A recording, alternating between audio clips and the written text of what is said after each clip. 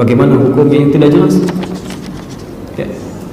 Tidak ada hukum yang tidak jelas. Hu apa maksudnya hu kan? Ya. Dalam bahasa Arab itu ada singkatan, tapi singkatan yang bisa dipahami. Ada singkatan banyak kok. Bismillahirrahmanirrahim disingkat jadi basmalah. Alhamdulillahirabbil alamin disingkat jadi hamdalah. La haula wala quwwata illa billah disingkat jadi hauqalah. La ilaha illallah disingkat jadi tahlil. Ya. Ada singkatannya. Ketika Anda diminta membacakannya, singkatan dibaca utuhnya. Bapak Ibu sekalian, kita akan memulai acara kita supaya Allah turunkan rahmatnya. Mari kita sama-sama bacakan basmalah. Basmalah. Tidak. Bismillahirrahmanirrahim. Singkatan. Jelas maknanya. Ya. Tapi masalahnya begini, orang Indonesia itu umumnya walau tidak semuanya itu senang menyingkat. Dan kalau sudah nyingkat itu nggak tanggung. Yang nggak ada singkatannya pun disingkat juga.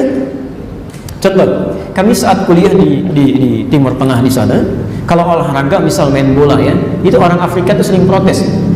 Syekh Hadi katanya, kenapa? Gimana? Antum tuhibbunal ikhtisar. Kalian suka menyingkat-nyingkat katanya. Emang kenapa? Kita main bola minta oper. Kalau orang Arab sih minta lengkap. Muhammad dipanggil Muhammad, Wazir, oper. Ya Ali, oper. Orang Indonesia enggak. Muhammad, mad, Wazir, oper. Ali, li, Doni, ni, Adi, di, itu semua disingkat. Ya. Bahkan ketika Allahu Akbar, Allahnya dibuang, sisanya hu-nya. Itu nggak ada singkatannya. Ya. Sayyidi disingkat jadi Sidi, ada. Ya. Sidi Ahmad, Sayyid Ahmad, Tuan Ahmad, Mr. Ahmad. Tapi Sayyidati itu nggak ada singkatannya. Disingkat oleh orang Indonesia Siti. Nggak ada singkatan. Siti Aisyah, Aisyah nggak pakai Siti loh. Ya. Siti Khadijah nggak pakai Siti. Oh, hati-hati nanti ditanya salah arah lagi. Ya. Masya Allah. Jadi hemat kami, wallahu a'lam, saya tidak tahu apa maknanya, tapi menurut saya kalau bisa menyebutkan kalimatnya dengan utuh itu lebih baik dibandingkan disingkat-singkat pada yang tidak ada singkatannya. Ya. Misal dia ingin zikir, menyingkat dari kul huwallahu ahad disingkat jadi hu, itu tidak jelas menurut saya.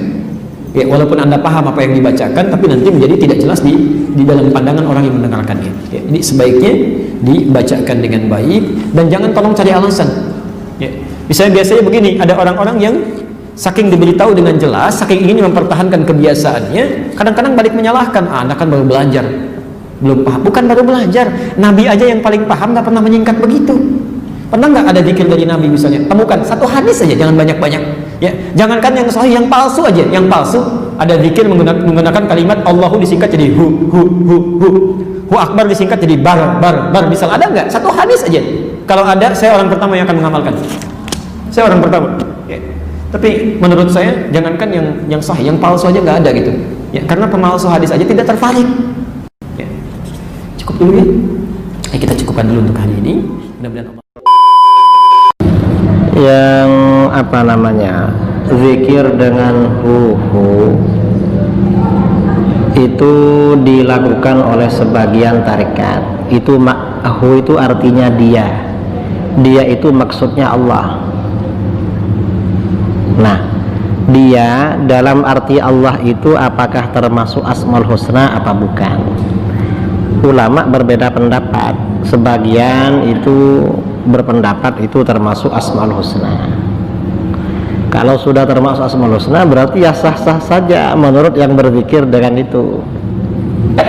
Menurut yang bukan Asmaul Husna, cuma berzikir hu dia, tapi maksudnya kembali kepada Allah, nggak apa-apa juga kan? Nggak apa-apa. Yang kurang pas tuh yang nggak berzikir sebenarnya. Yang jarang berzikir itu yang perlu dipersoalkan mestinya. Jadi sebagian tarekat memang berzikir seperti itu, dan mereka ada ada dasar-dasarnya. Karena hadis-hadis tentang Asmaul Husna itu kan menyebutkan ada hu-nya, huwallahul ladzi la ilaha, kan begitu.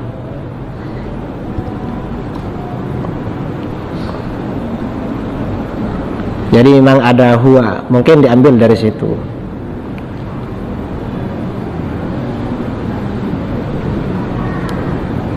Ya, huwallahul ladzi la ilaha illa huwar rahmanur rahim wal malikul quddus. Ya, mungkin diambil dari situ. Terus